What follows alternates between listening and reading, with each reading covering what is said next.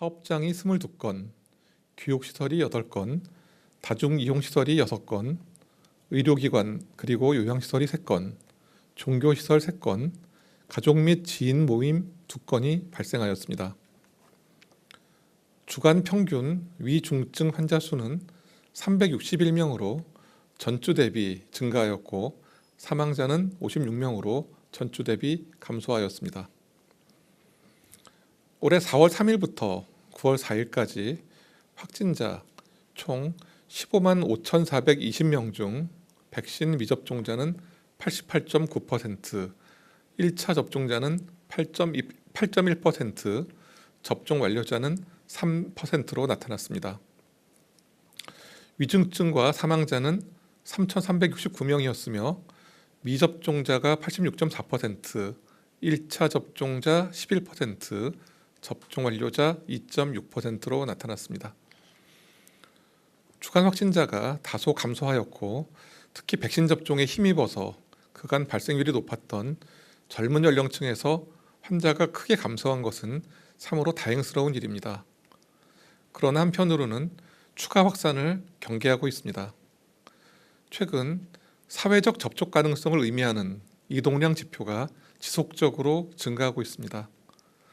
단풍놀이와 같은 야외 활동하기 좋은 그런 계절적 요인에 따라서 이동량이 보다 상승할 수 있기 때문에 이에 대한 보다 높은 주의가 필요합니다.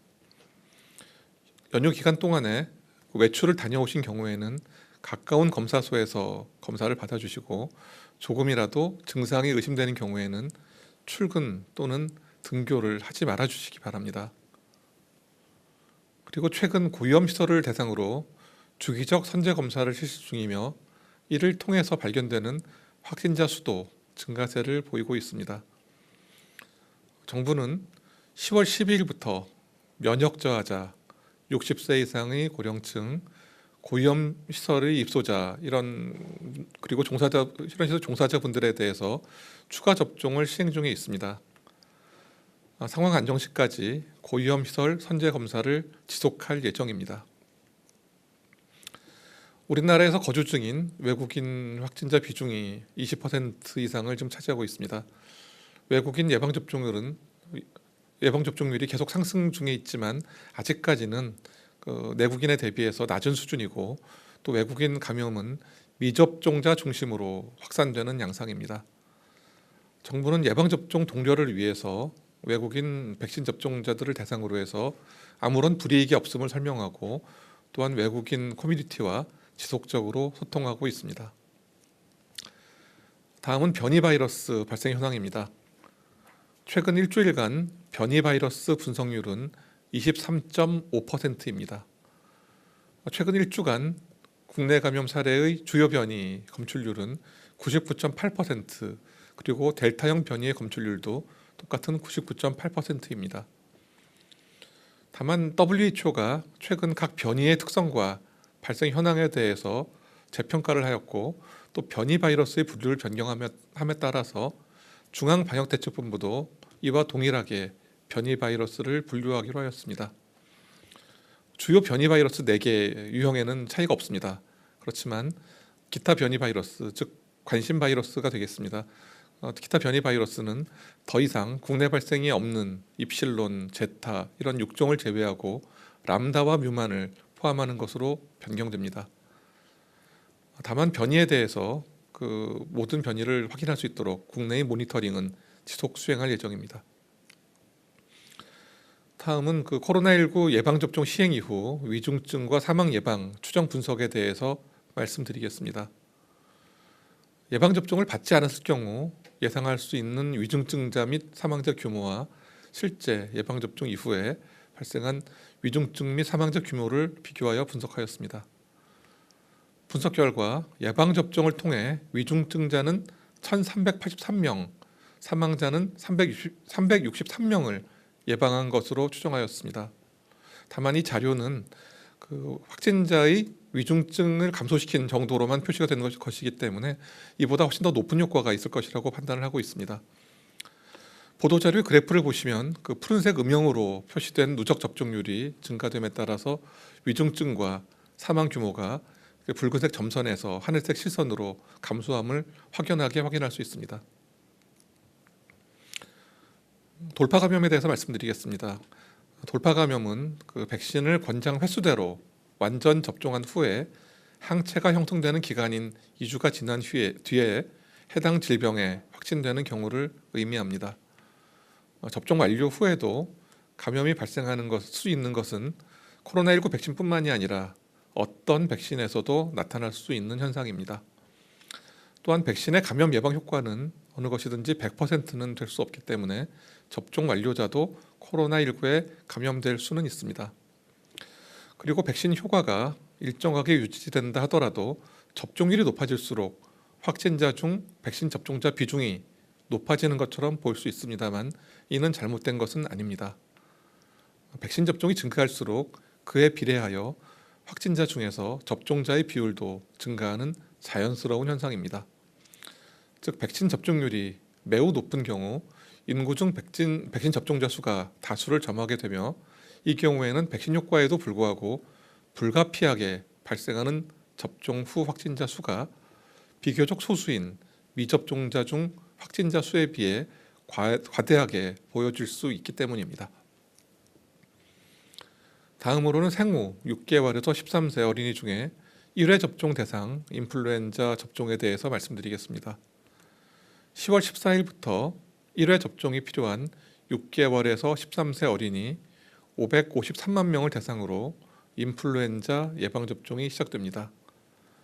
인플루엔자 예방접종은 위탁의료기관으로 지정된 동네의 병의원이나 보건소에서 실시합니다.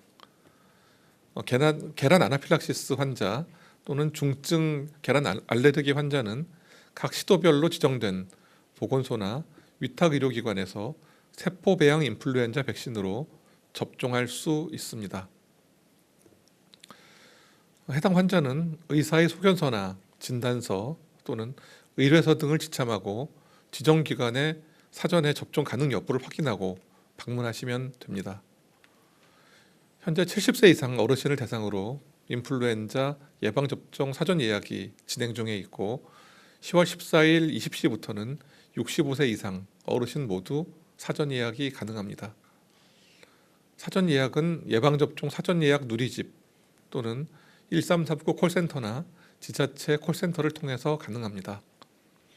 또한 직접 온라인 이용이 어려우신 어르신의 경우에는 대리 예약도 가능하므로 원활한 예약을 위해서 자녀분 등 가족이나 또는 읍면동의 주민센터의 도움을 받아서 예약을 진행해 주실 것을 권장드립니다. 지금 코로나19 예방접종과 같은 시기에 인플루엔자 예방접종도 이루어지는 만큼 의료기관별로 접종 가능 인원이 제한됩니다.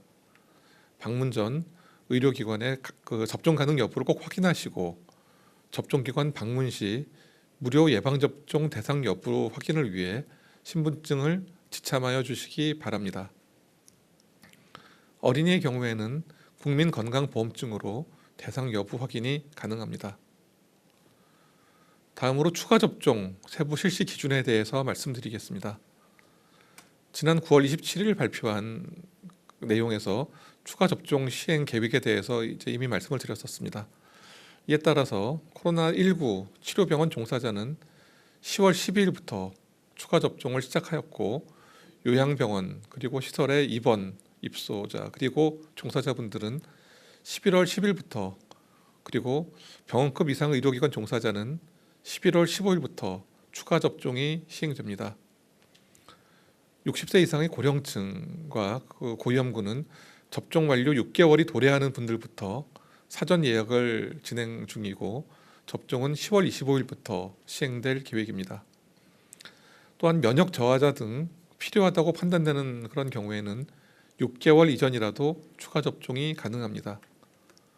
면역 저하자는 기본 접종 완료 2개월 이후에 추가 접종을 시행하는 것으로 결정하여 10월 18일부터 사전 예약을 시작하고 11월 1일부터는 접종을 시행할 계획입니다. 추가 접종을 원활하게 실시하기 위해서 추진단은 세부 실시 기준을 마련하였습니다.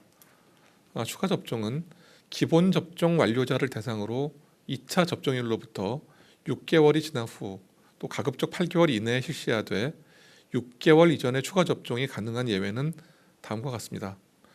첫 번째는 기본 접종만으로 면역 형성이 불완전한 이런 면역 저하자는 기본 접종 완료 2개월 후부터 그 추가 접종이 가능합니다. 우선 감염 취약 시설 그리고 다중 이용 시설에서 집단 감염이 발생하거나 발생할 우려가 있는 경우가 해당이 됩니다. 둘째는 국외 출국으로 기본 접종 완료 6개월 이후에 접종이 어렵거나 감염 예방을 위해 출국 전 추가 접종이 필요한 경우입니다. 세 번째로는 입원 그리고 질병 치료 등의 사유로 6개월에서 8개월에 추가 접종이 불가능한 경우로서 이런 경우에는 기본 접종 완료 후에 6개월을 기준으로 4주 전부터 추가 접종이 가능합니다. 면역 저하자에 해당되지만 사전 안내를 받지 못하신 경우에는 의사소견을 받으셔서 보건소에서 직접 등록하실 수 있고 추가 접종 대상자가 권고된 추가 접종 기간 내에 접종을 받지 못하는 그런 사정이 있는 경우에는 보건소를 통해 예약 일정을 조정하실 수 있습니다. 이를 위해서 보건소에서 추가 접종에 대한 추가 등록과 일정 조정이 가능하도록 사전 예약 시스템을 보완하도록 하겠습니다. 지금 일평균 확진자 수가 감소세를 보이고 있습니다. 그러나 감소의 지속성 유지를 위해서는 아직 해결해야 할 그런 위험 요인들도 적지 않이 있습니다. 지금 사회적 이동량이 다시 높아지고 있고 또한 요양원 이런 과 같은 고위험 시설 그리고 학교, 외국인 작업장 등이 여전히 감염과 확산에 취약한 편입니다. 외출과 모임을 가능한 자제하여 주시고 증상이 있는 경우에는 반드시 검사를 받아주시기 바랍니다. 손 씻기, 마스크 쓰기, 자주 환기하기 등 기본 방역 수칙도 철저하게 준수해 주시기를 부탁드립니다. 유행을 종식시키기 위해서 정부도 최선의 노력을 다하겠습니다.